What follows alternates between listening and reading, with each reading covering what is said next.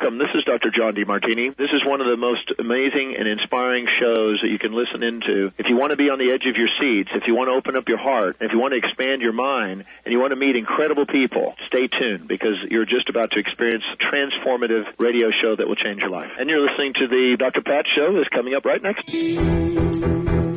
Welcome to the Dr. Pat Show. Talk radio to thrive by. Powerful, inspiring, and coming to you live, bringing you stories of people like you and me, busting through and living life full out. Get ready to dare to wonder what your life would be like if you knew you could not fail.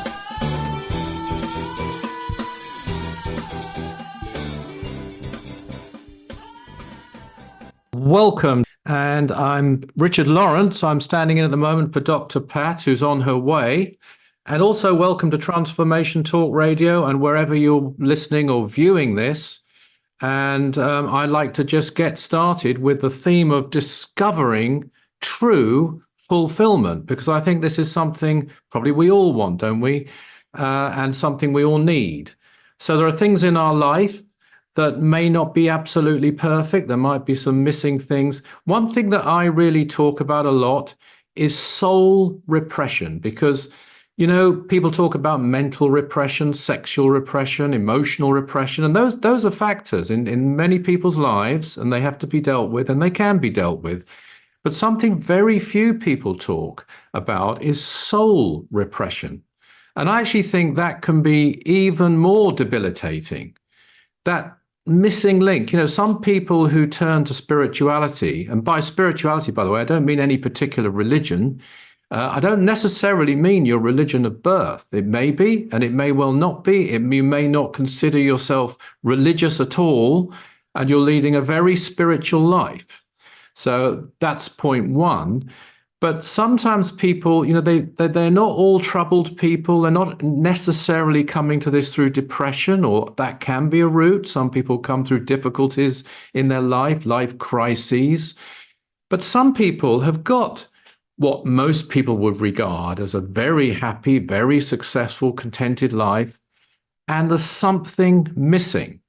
And so they then turn to spirituality, and that's really where discovering true fulfillment can really meet its goal. And I think we might be being joined here by Dr. Pat, if I'm right, which will be absolutely great when she's here.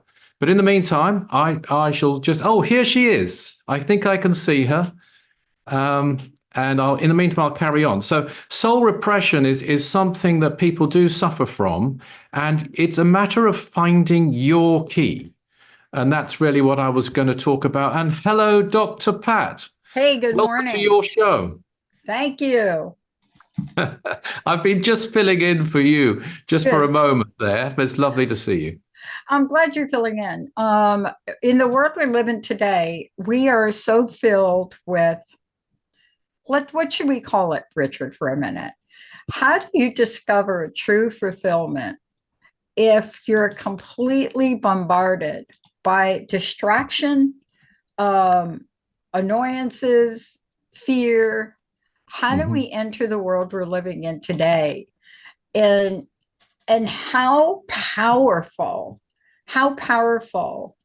is our destiny and how powerful is it for us to find our purpose in life?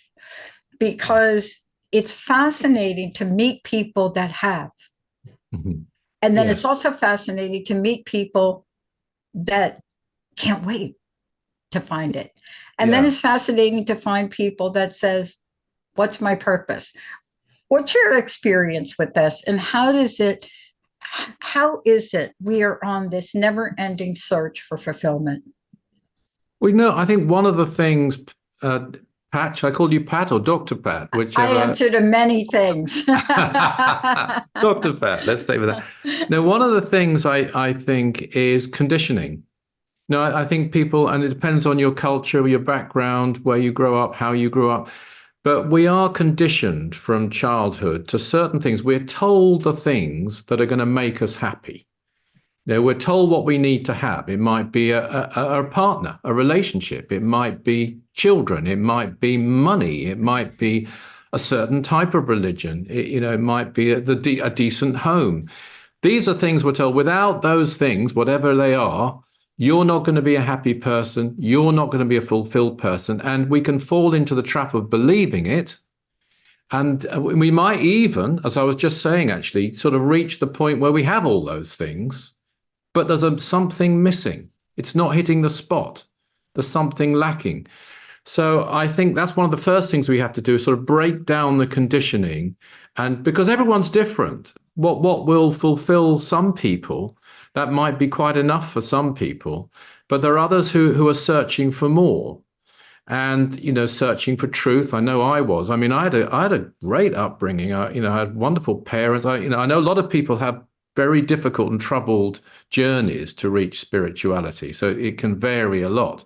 But in my case, I had every chance in life, money in the family, lovely family, great schooling, friends, all of that. And it's still, I woke up one morning at the age of 14 and I thought, but yes, this is fine, but what's the purpose here? It just wasn't enough for me. And I went on the search, and luckily I was able to find my purpose, which is a real blessing. So I do think it depends on the person. I do think it is breaking down the conditioning. And I'd go one step further and just throw this into the mix. I'm a believer in reincarnation. So although I know a lot of, and you're the expert, but a lot of psychiatry and psychotherapy looks to childhood in this life, I also think there are factors from former lives which are with us.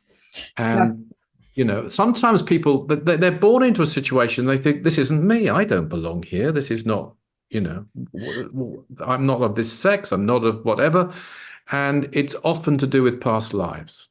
I love that you brought this up, because even though I'm in the world of psychology, it's a little known fact that many people don't know, and I'm going to share it with you. This is kind of like a breakthrough moment here. Are you ready for it? I am. I went to school for a long time, maybe 8 or 9 years, advanced, of course, before that, 14 years. But then I went back to school because I wanted this PhD. I wanted a PhD because it was ingrained in me during my Bell Labs years, not my parents. But listen, I delivered mail to the most genius people on the planet. Bell Labs scientist, Arno Penzias, Mr. Big Bang himself. Yeah. Oh, right. But they did something to me. Forget my childhood and what that looked like. This little experience, actually it lasted 24 years, but this little experience, I met incredible people like you, people that understood there was something else. I hate to say it, something else out there. Yeah, well, there is. They did. But what they taught me was, and I couldn't read and I couldn't write, but at the end of their name was this thing, 3 letters, PhD. Yeah. And I associated that with happiness, fun, creativity. So in my bones, I wanted to get this thing they had. Now, I don't have enough time here, but I did go get it. And here's what happened to me. In my state of Washington, when I graduated, I didn't know that I couldn't talk about spirituality. I didn't know that I couldn't put a sign up, practice, and not help people in the way you and I are talking about it now. You could not here. You couldn't. And so I made a conscious decision not to practice clinical psychology here. Right. And yet I went on to study more things about cognition, cognitive, behavioral. But in the world we live in, it is hard for me to imagine that people don't think about some next life or some next move. Yeah. Why am I saying it? We hear people say it all the time jokingly. When I come back, I'm going to, right? But in the world we live in, we find these ways to relieve our stresses and strains. What was it like for you when you discovered your purpose? Did you have a sense of freedom? Well, I did. I mean, what really happened to me was that I had a very traditional upbringing, and very well-connected parents, really. And I was going to a university called Oxford University in England. I was all set to go there to study philosophy and theology at one of the colleges. And my English teacher at school said, Lawrence, come to my office. So I went to his office and he said to me, why are you going to study philosophy and theology? And I said, well, I want to know the meaning of life. That's been my main quest for the last 4 years. That's what I'm going for. And philosophy and theology, that's what they're about. And he said to me, that course is the last course. Probably he shouldn't have done this, by the way, but he said, that's the last course that's going to tell you the meaning of life. And so I had a look. He showed me, and it was, Aramaic Greek and the logic systems and a lot of the intellectual stuff you were talking about before, which doesn't get to the heart. The heart is so important. The consciousness is in the heart, not just in the brain, the lower mind, if you like.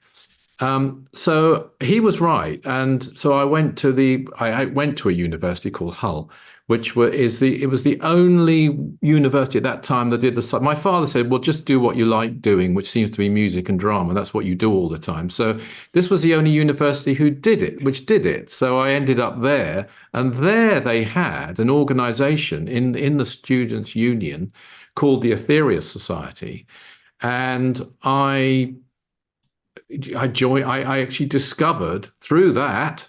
And through other things like the Vedanta Society, I explored other religions. I'd been raised in Christianity, and I'm not going to find fault with any religion, but I looked at the Eastern religions, which is pretty trendy at those times because of the Beatles. I'm one of the few people, Dr. Pat, who's actually seen the Beatles live.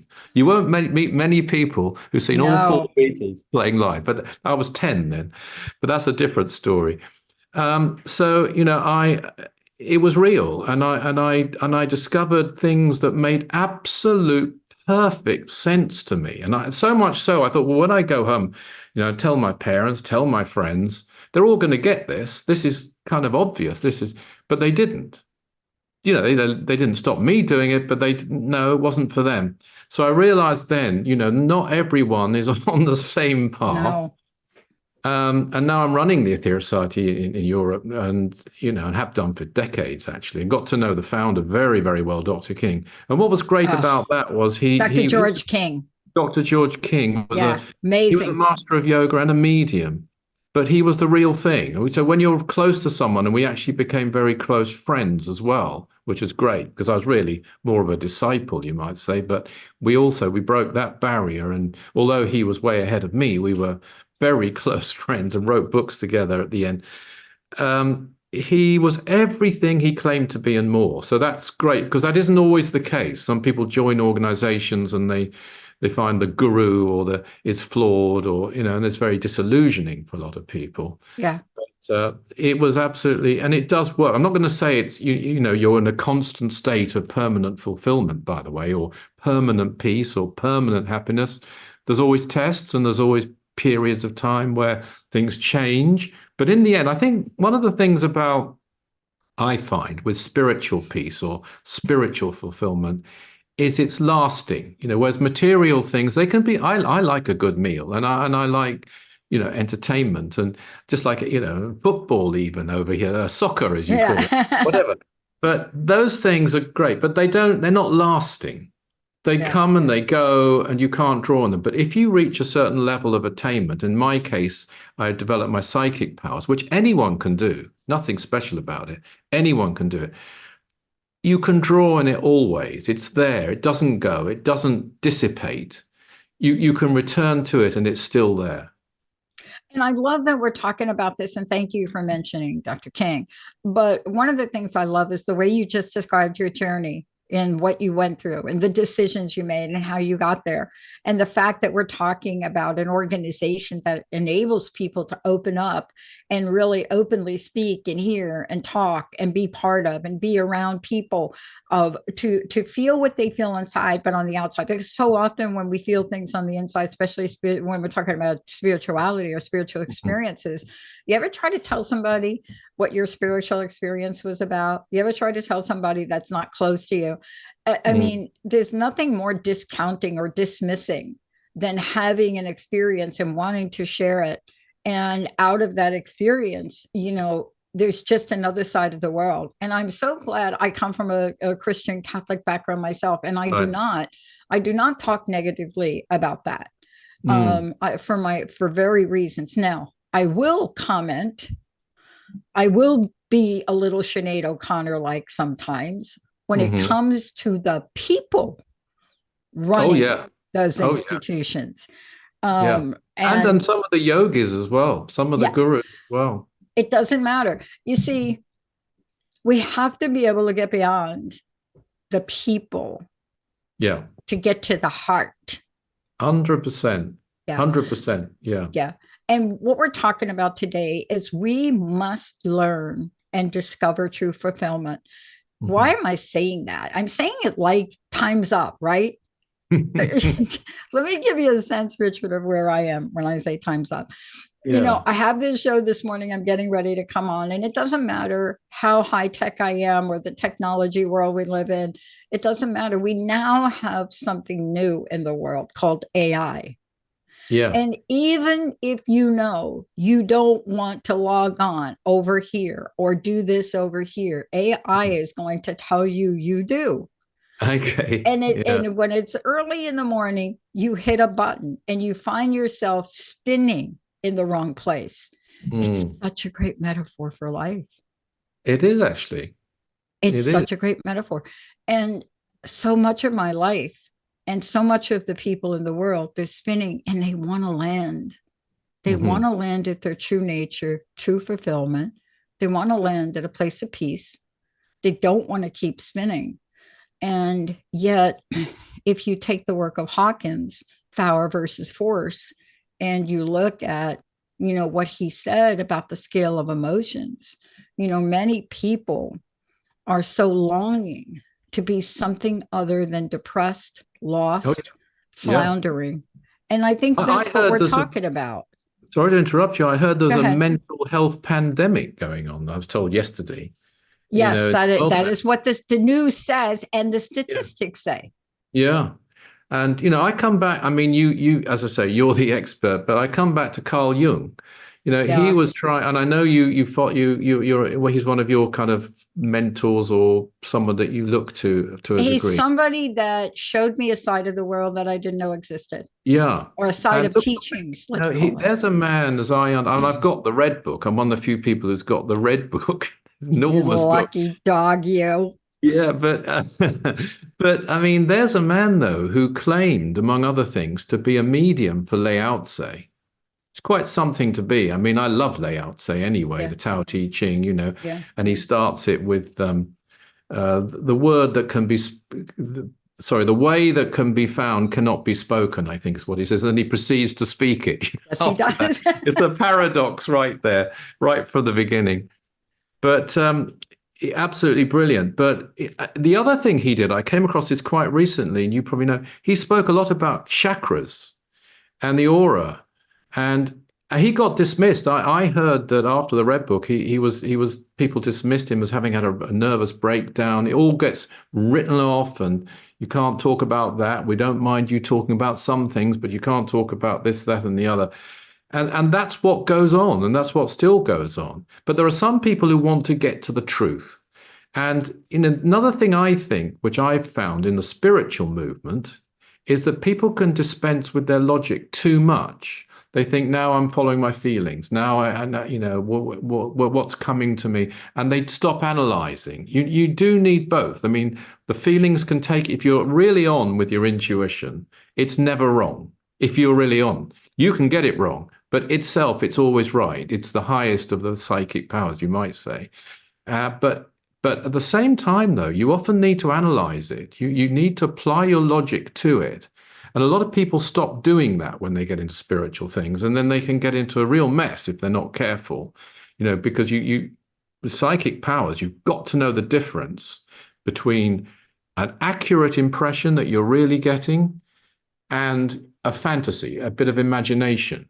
And sometimes you don't know, and it's fine to say. I always say when I'm running classes, the 3 words you're going to need: I don't know. There's nothing wrong in that. Socrates will tell you that. That is something you need to be able to say.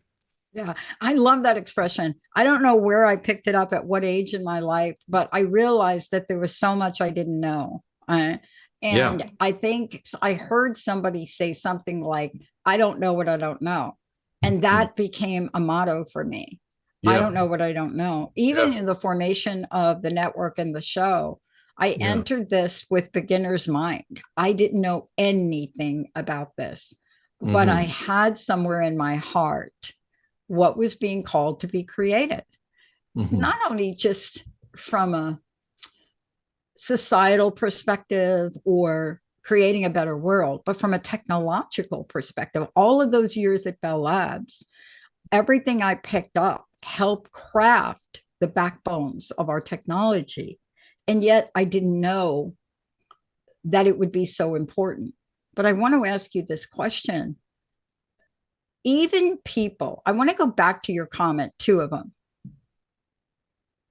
For those of you that are just tuning in, I just want you to know that my very special guest joining me today, Richard Lawrence, and we talked a little bit about your background. We just touched upon it, but we're going to talk more about it because sometimes what we meet, who we meet, what we do, how we show up, we get to discover that true nature, that place of fulfillment. Hmm. But you said something interesting. Yes, yes, the statistics have come out. We are having a pandemic of sorts on mental health and mental well being. Yes, we are.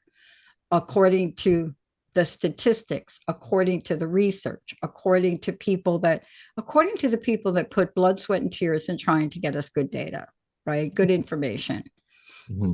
Now, if you have a study, Richard, my experience is whenever you get a study that says something like that, it is the tip of the iceberg. It's never quite that simple. It's Hmm. usually tenfold worse than you find it.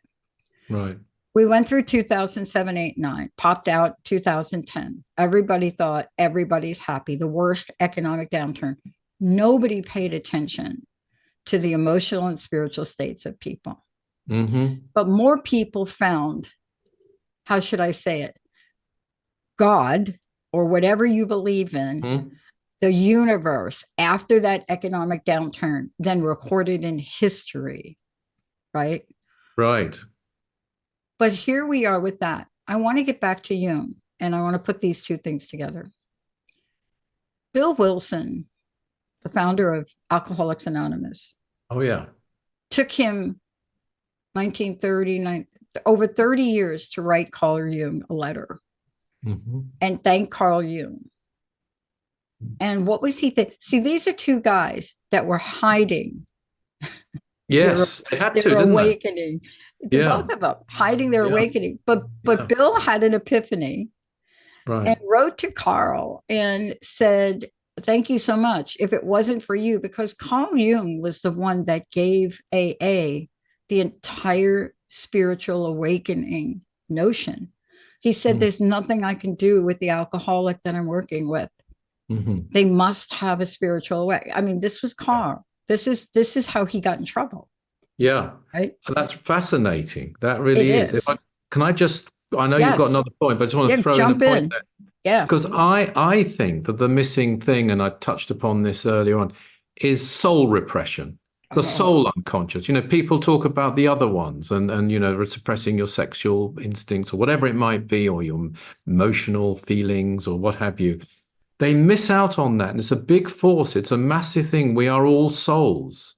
And you can't judge a book by its cover. You can't judge a soul by its material existence. It's yeah. going on, and it needs to be fed. It needs to be fed with wisdom. It needs to be fed with truth. That's something that when I did sort of wake up with this one morning, I remember that morning, I sort of woke up. I'd had a very happy time. Everything was fine, and suddenly I thought, what's the purpose of life, though? Why are we here? Where was it? And I thought that people must know. Actually, the bigger shock to me wasn't so much that people didn't know, and I'm including adults in that, but that they didn't really care. They didn't seem to care like I did. I was at a school then as a boarding school at a place called Canterbury. So in England, the head of the church is in a town called Canterbury, a city, the Archbishop of Canterbury. And I was at that school, attached to that cathedral, and I was going to actually become a priest at the time. I thought I'd become a priest. So I had my confirmation classes from the dean, who's like the number 2 in Canterbury Church. And I thought he must know this. I had 3 questions for him. And they're very simple questions. One is, if Jesus is the one and only, and this is not a critique of Christianity, because there's things in Christianity that are hard to better, such as that he is without sin, cast the first stone. I think that's one of the greatest aphorisms ever made anywhere. So this isn't a critique, and I revere Jesus myself. Mm-hmm. But I said to the dean, if Jesus is the one and only way, why were people born? Why did God even allow people to be born before Jesus? What's the purpose of that? That seems like, and I thought there's going to be an answer to that. Second question, why are people born in countries, in forests or somewhere, and they never hear about the one and only way? Why are they given a life and not given the one and only way? And the other one was more simple, and I know the answer to this now very well, but I said, I've never met anybody in my life yet, and you had a Catholic upbringing, so it probably was even stricter than mine, yes, who belonged in heaven or hell. I don't know any saints. I don't know anyone who'd really be even happy, sort of as it was depicted then, having grapes lying on a couch, harps and angels. You know, they'd miss their football, they'd miss their food. I don't know anyone who really is a saint. I don't also know anyone who really deserves to be prodded by a devil for eternity, either in some fiery furnace. So what happens to your average person? And the dean, with those are my only 3 questions. I could see immediately, when you're 14, you're not stupid, are you? And he didn't know. He didn't know the answer to the first 2 questions at all about, he came up with some stuff which didn't answer it, like a politician might do. He was a nice man. He was trying to help me. He's running my confirmation class. Then with the life after death thing, he talked about purgatory, but purgatory it's not properly explained. It's very woolly. I have had contacts from so many people who've died now that I know what happens after they die. But then I wanted to find out. So the problem then was that I realized that day I personally couldn't be a priest in that church. And I wept. I walked around that's what it meant to me. I walked around the cathedral in tears, and then I started my search. He gave me one piece of advice, though, which I think answers to what you were saying earlier. He said, look, don't think about it. He said, we all have questions like this. And if you just don't think about it, you'll find it will go away. And you'll stop bothering about it. And I looked at him and I thought, that's what you've done, isn't it? Now, I want to repeat here, this is not a critique of that man or that church. It could have been in any religion, I think. And it happens over and over again. See, you're bringing up a really interesting point, because it is what I call it's distraction number 7 on the way to fulfillment. It is the thing that says, don't think about it, it'll go away. Don't think about it, it'll go away. And does it really go away? But I love what you shared about that. And I'm like you. I wanted to be a nun. It was in my bones from the time when I was young, and I was around my aunts and my uncles. My mom was not well, and I ended up in Catholic boarding school, and that experience turned the tide for me. Mm-hmm. But my challenge was I wanted to know where God came from.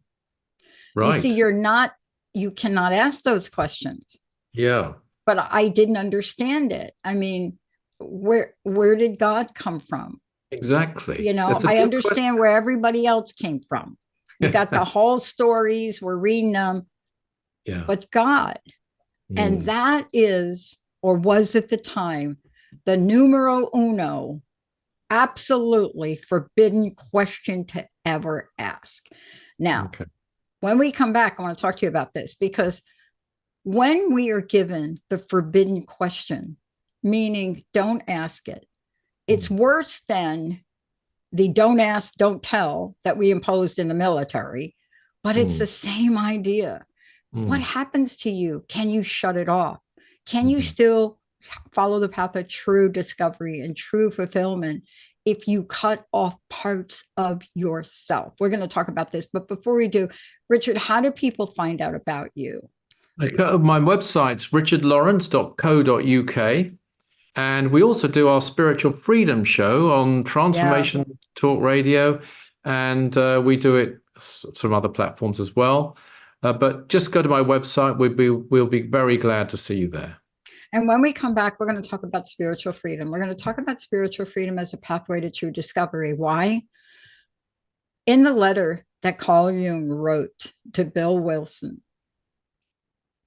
it makes you cry when you hear a man that did so much for us to explore more than our brain cells. Yeah. You may not like everything Carl Jung said, but I want to leave you with this and we'll come back from break. When he said in this letter, I couldn't do more.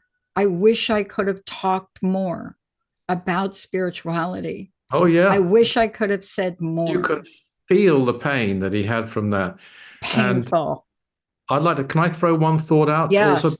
But painful, right? Painful beyond Painful. words. Yeah, beyond, and absolutely. And that because he must have known the spirituality was one of the keys to true psychology. Yeah. And I'll just throw this one thought out that He did know that. he did know it, but he wasn't allowed to bring it into his discipline, and the other people in his, as you'll know very well, frowned on him and regarded him as a nutter, as they used to say in those days, and so forth. Yeah. But I'll just throw this out, talking of what you said about God earlier. The great Ramakrishna, who was the guru of Vivekananda in India, he actually said you can see God, because this was Vivekananda was on this search, and he went to place to place to place to place as a young man, and then he found Sri Ramakrishna, who was a Hindu saint in India before then later came to America, of course, and England. But he said to Ramakrishna, "Can you see God? And can you tell me how to see God?" And he said, "Of course. I can see God now." And I'll show you. And that's one of my favorite things. There's a book title is my favorite book title. It's very simple. It's How to Know God. Yeah. And that's written by Christopher Isherwood about the aphorisms of Patanjali. But it's not just faith or belief. You can actually know God. You can actually see God. When we come back, we're going to talk about the idea of these psychic powers and genuine spirituality. Because while people like Jung, and Jung is just one, we keep referring to Jung, but there's so many, so very, very many. Mm-hmm. When we think about the people that suppressed a knowing, that's all of you. I don't mean about God. I want to talk about the suppression of a knowing. Mm-hmm. And if we are suppressing a knowing, what impact does it have? Especially when perhaps we were given the knowing to begin with. We were given this gift to begin with. It's a terrible thing. It's a terrible horrible frustration. Horrible. And again, conditioning. So what is going on in the world when we come back? What if we were to tell you you are psychic? Let's take a short break. We'll be right back.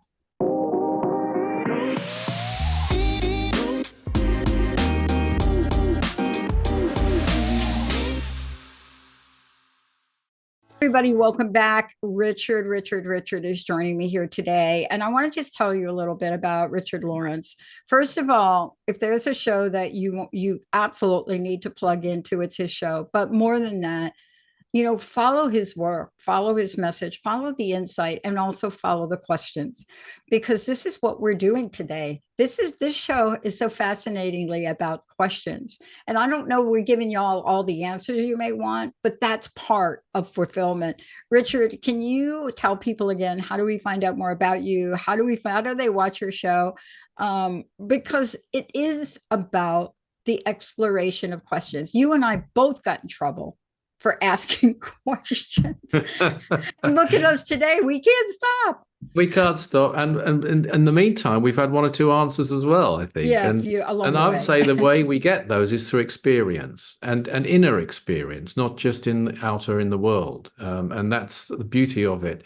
But to get hold of me, and I'd welcome you, anyone who's seen this show, wants to get in touch with me through my website. It's richardlawrence.co.uk. And I have a show, as Dr. Pat kindly mentioned, the Spiritual Freedom Show, which I do with Darren Ball. And that's going great guns. We're taking it into a different level at the moment, but there's a change going on with the show, but it's been going now for a while. And we welcome you to that. And also, you might be interested in the organization I mentioned in the last segment, the Aetherius Society, which I'm secretary of. And that has a website, AETHERIUS, Aetherius.org, O-R-G. And what we're talking about today, and I want to go back to a couple of things because I wasn't kidding. Both of us inquired.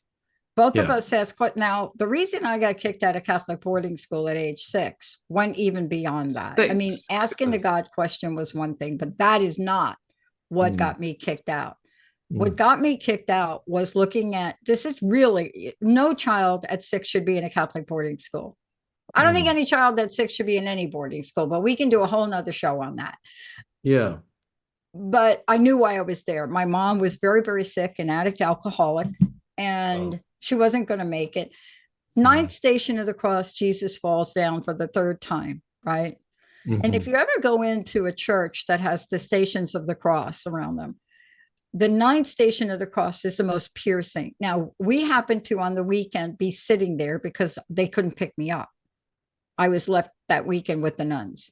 Sister Michael Anthony hated me. Ever since the God question, she never got over that. But Jesus was looking right at me. I'm 6. And all I heard, Richard, was something like, I can't remember the words, but something like, all is well. Your mother is with me. Something like that, like those words. Beautiful. And so I pull on the thing, this habit, the Sister Michael Anthony habit. And I said, Jesus just told me my mother was with him. Okay. Brimstone and fire coming out of her ears and eyes, dragged me by the ears furiously to the Mother Superior office. And we walk into Mother Superior's office. Mother Superior's head down. You know, you can't see with the habit, right? The head's down. She walks in. She's done it again. She says Jesus talking to her. This time it's about her mother. Now we know her mother's not, blah, blah, blah, whatever that sounds like, right? And Mother Superior lifts up her head and tears rolling down her face. And she's got a note. My mother had passed away. Whoa. Right. That's a young age too. That's 6.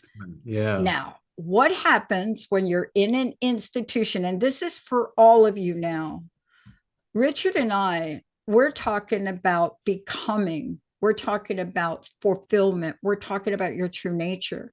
We know that there are some things you're carrying inside of you. Find the right people to talk with.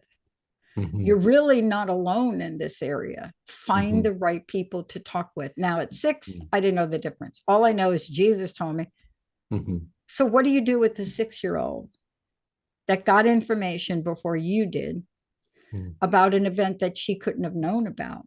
And by the way, it's not, I mean, it's very young to have that, but it's certainly far from unique. I used to do a lot of radio phone-ins in the UK, and there'd be late night chats on mainline online, not online, traditional radio.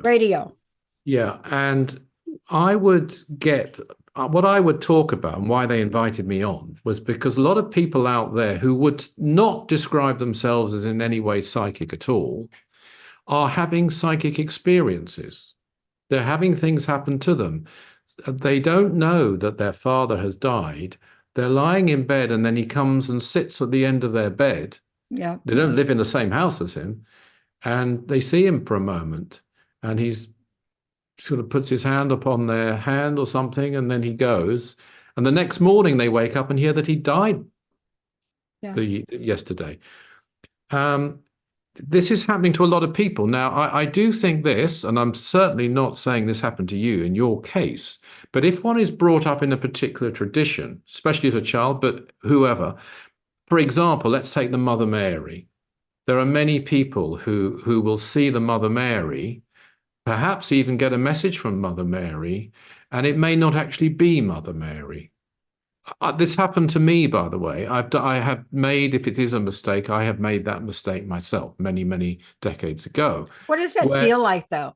Can you talk about this It's a little bit wonderful more? thing. It's a wonderful thing. I want to say it's a wonderful thing, but because for so many people, if they think it's Mother Mary and it's not, they get really down on themselves. It doesn't matter, though. Thank you. But it could be. That's my point. It could be a Sister of Mercy on another realm. Right. Who, because you're conditioned again down a certain line, you think it must be the Mother Mary. It doesn't take away from it at all. I mean, the first sort of awakening experience, if you like, I had of a psychic nature. I went to visit a member of the society, the Aetherius side. I'd just become the secretary. Dr. King said, you've got to go to Switzerland. There's a man there, he's a very elderly man, good supporter of us, and just have a chat with him, meet up with him. And, he was, I suppose, in the latter part of his life, at least. So I flew over. I was only in my 20s, but I'd started practicing psychic development. I was using a crystal ball, not because of the crystal ball connotations that you normally think. To me, it was like a Taoist symbol and the vacuum that gets filled. Yeah. And it works. I've taught people to do it. You can see in it, you can use it. But I just started then. I don't need it now, but I still like it. It's a nice thing. But I went over, I saw this man, and I was doing a lot of psychic things. And I had almost like, I was excited by it, maybe too excited by it. It was just an awakening going on. And I could, as I was talking to him, he was called Eric, this man, I could see in the room somebody wearing a military jacket. It's hard to describe. It's like it's in my mind's eye. I knew it wasn't physical, but at the same time, it's as vivid, as real as you are. If I was in that room with you, it was absolutely a definite presence. So this was an old-fashioned military gentleman in a white jacket with medals and a sword, and he said, I could hear him too. All of a sudden, he said, "Tell Eric I'm here." So I didn't quite know what to do. I sort of said to Eric, I think there's somebody in the room, Eric. And Eric looked really worried, thought, have I got somebody who's not quite right in the head here with me, thinking that, I'd sort of lost it or something. So then this person standing there, he said, "Tell Eric he's an ass," which I didn't do. That was like... too much. So then he said, go over to the bookcase and pull out an encyclopedia and look up the name Rommel, the German General Rommel, who'd fought in the war. Now, this is about 1980 that this happened, a long, long time ago. And I looked up the name Rommel, and he said, read the 4th paragraph, or whatever it was. And I read it out, and it described how a general called Major General Victor Fortune had been captured by Rommel early on in the war, British general. So I just read this to Eric. And Eric's mouth fell open because Major General Victor Fortune was his uncle. Now, he wasn't called Eric Fortune. It was on his mother's side. I didn't know his mother's maiden name. And it was an absolute, there's an example where sort of there was logical proof, if you like. I mean, I could have picked any book out of any thing, and picked any name, and happened to be his uncle. So Eric then just said, oh, Uncle Vic. And it was just a straightforward thing that he'd come to prepare Eric for his part. I didn't see him physically alive again, Eric, after that. And he'd come to sort of reassure him, well, it's fine, we'll be here. And it was as simple as that, which is quite commonly done in those with mediumship. But to me, though, it was important to me because I lacked confidence, and I couldn't argue with that. That was like a factual thing. I knew somebody else could think, well, I'd looked up the name, I'd gone there and I'd checked it out and all that. But I knew I hadn't. I couldn't have possibly done that. And since then, I've had many, many, many other cases. But coming back to the phone-ins I used to do, these were people who were following their intuition. I remember one woman had just phoned up and said that she felt she had to go and see her parents, and it was a rainy night. It was a time when she didn't even have a telephone. She couldn't even ring them up, as in the olden days in England. And for some reason, they didn't have a phone in the house. So she'd got on a bus. I think she even had flu or a cold or something. It was not a very sensible idea, and she could have left it till the morning. But she felt, no, I must go, and she did go, and then came back. And then the next morning, her father died. And if she hadn't gone, she would never have seen him alive again. And so many things, and dream premonitions, and things that the people are having out there. It's not like you're a psychic, you're a professional reader of the tarot, or, lots of people are having these experiences, but we are conditioned not to think about them. Yeah. And I think actually there's a lot of the sort of people you were talking about earlier, people with PhDs, scientists, very clever people with great powers of concentration who must be getting psychic impressions. I mean, Einstein's one who would admit to that. Arno Penzias, the Big Bang. I mean, if you understood and knew exactly how he connected the dots, and how he intuitively knew, and there's not a lot of time here to talk about it. So what I want to really say about it to everybody is, behind every discovery that you could possibly think about, if you want to go more logical for a minute. So what I invite everybody to do some other homework. Behind every discovery you could think about, and I'm not being judgmental. I want you to pick from wherever you are. Maybe the discovery for you is the jar opener. Maybe it's the light bulb. But behind all of that, you will find stories like this, Richard, you're telling. You'll find stories. They're not documented well. If you knew, how did Penzias and Wilson know to contact this other group of scientists who had studied satellite? You see, of course. How did I know not to hang up 20 years ago on a dialed wrong phone number? How did I know that? I'm from New York. Right. We hang up. I didn't 20 years ago. Didn't hang up. And within 10 minutes, I pulled out a credit card and I bought my first hour of airtime. Think about this for a minute. 2003, I spent over $10,000 on 1 hour a week on the internet only. What did I know? What did I know? What was it? I didn't blink. So I want to ask you. Yeah, I want to ask you. You were guided from within to your destiny, and everybody has one. But isn't that also the pathway to what we started to talk about? It is finding your destiny. And I've got to add another word in. Please do. Albert Schweitzer actually said it best. He said, the only ones among you who will truly be happy are those who found out their way to serve. So that's pretty close to what. That's it. And service is, it seems to a materialistic, selfish person to be ludicrous and a waste of time. But actually, it's the most rewarding thing there is. You can't, there's something about it that brings a satisfaction, particularly if it's done for no personal reward at all, that nothing else can do. And that is actually the key to finding your destiny. But you've got to find your path to it, and everybody can find that. And you can find it by listening to your intuition and learning to tell the difference between your imagination and your intuition. And I teach practices, exercise. I've written a number of books. My best-selling book, it was my first book, Unlock Your Psychic Powers. It's perfect, though. It was St. Martin's Press over there in America, actually, that turned it into a best-selling book. But that is a way that you can discover for yourself. I mean, keep your feet on the ground. Always remember to say, I don't know. If you don't know, it doesn't matter. But in the end, you'll find your way, and it could lead you on the journey to discovering your true fulfillment. Yeah. And I want to go back to something you said. I know we've got a few minutes left. You were right about the information that's coming out about the situation of mental health after the pandemic. But This is what I wonder. I was actually asked this question in an interview, about a month ago, maybe. And they asked me about it. Why do you think that's happening?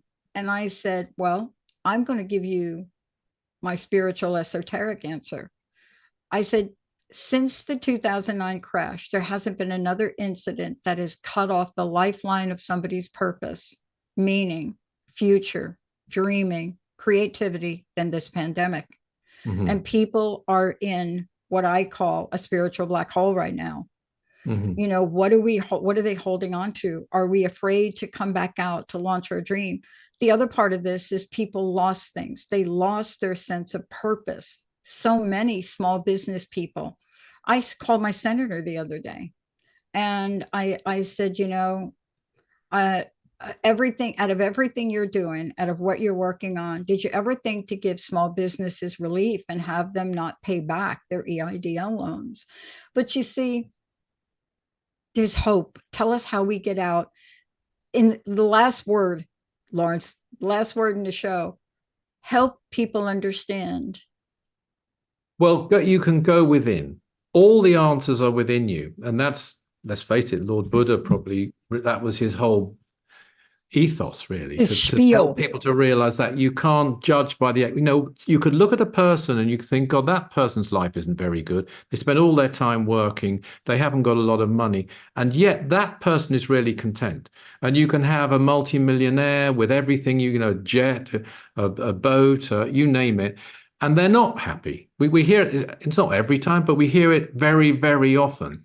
You've got to find your peace within, and everybody can find peace and they can find it quickly. We did a spiritual freedom show actually quite recently in which we told people how they can find and experience peace within less than 5 minutes if you just leave yourself open to do it with simple things like deep breathing, stillness. To he who is still, the whole universe surrenders. That brings us back to Laozi again. If you can be just still, just breathe deeply and evenly, and start to awaken, coming back to the chakras, which Carl Jung even explored himself, the heart chakra. It's got to be in your heart, not just in your brain. And you've got to go beyond that, and then you will find your path. And you can you know it's there for everybody to find. And I all I can do is recommend the Aetherius Society, but I'm not saying it's the only path. Of course it isn't.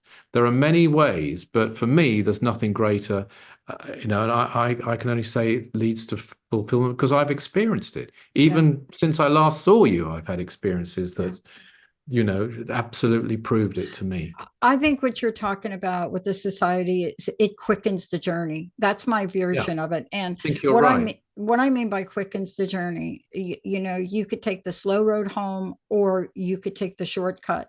And shortcuts have been really played down as bad. They're not. When you are in a sense of urgency and you're in a car and you've got to get to the hospital, you take the shortcut. And I think we're in a spiritual crisis at many, many levels, but we don't need to be.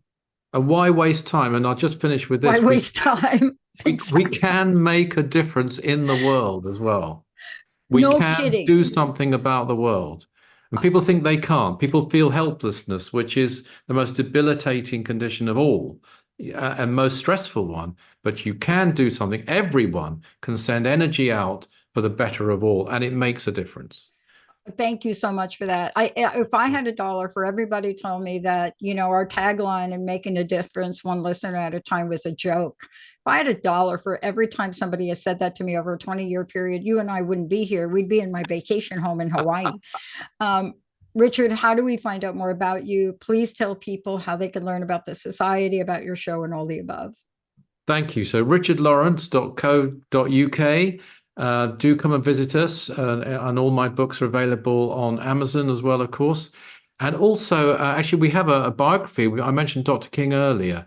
Has come out, The King Who Came to Earth, and it's just like in the last month, the audio book version has gone out. And what's good about that, by the way, and you get it through Amazon, among other places, is that it's all the extracts from him and what he channeled.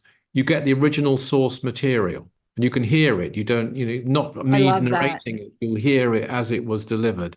So that's a fantastic thing. And then the Aetherius Society's website is aetherius.org, and you'll find our Spiritual Freedom Show. I love it. Richard, I hope you'll come back because there's a part two to this. And there's a part two that we'll focus on for those of you out there that are part of the statistic. Now, just because you're looking at Richard and I, believe me, this has been a tough year for all of us. But what's the difference between those that are showing up, that are able to really move forward in their life, find a new sense of purpose? When we come back with Richard next time, we're going to tackle that and so much more. Thank you, Richard. Thank you, Moxie. Thank you all. Have a fabulous, fabulous day.